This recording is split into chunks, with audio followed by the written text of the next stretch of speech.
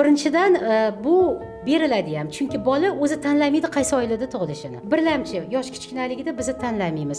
Biz tanlamaymiz ota-onani, biz tanlamaymiz tug'iladigan oilamizni, o'sadigan oilamizni. Biz o'zimiz tanlamaymiz boradigan bog'chamizni. 3 yashar bola nimani tanlaydi?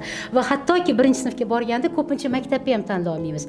Endi hozirgi davrda bolalar aqlliroq, o'rtog'im boradigan maktabga boraman deydiganlar ham hozir ko'p, lekin tegi bolani o'zi bu menga kerak emas deb hali tanlash imkoniyati yo'q.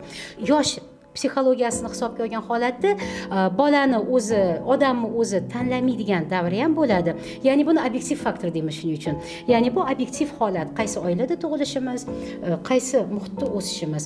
Lekin yoshimiz katta bo'lgandan keyin o'zimizni shaxsimiz shakllanib, rivojlangandan keyin o'zimizni shaxsimizni, shaxsiy hayotimizni, keyin o'zimizni bu yosh katta bo'lib, baribir ham mana bu yerda har xil tushuncha, kimdir aytadiki, qaysidir kitoblarda 21 yoshdan keyin deyiladi, keyin qayerdadir 27 yoshdan keyin deyilgan. Ya'ni uni o'zini davrlari ham bo'ladi. Kimdir aytadiki 15 yoshdan keyin. Men baram o'ylaymanki, o'sha bu baram 20 yoshdan oshiladigan davr bo'ladi, qachonki odam o'zini o'sha strukturasi shakllanib, o'zi haqida, atrof haqida qanaqadir bilimlari, ma'lumotlari, qanaqadir qadriyatlari yig'ilish kerak, qanaqadir tushunchalari yig'ilganda keyin baribir ham odam o'zi ham tanlaydi. Chunki deylik, o'sha 10 ta do'stimiz bo'lishi mumkin, bittasi bilan qolishimiz mumkin.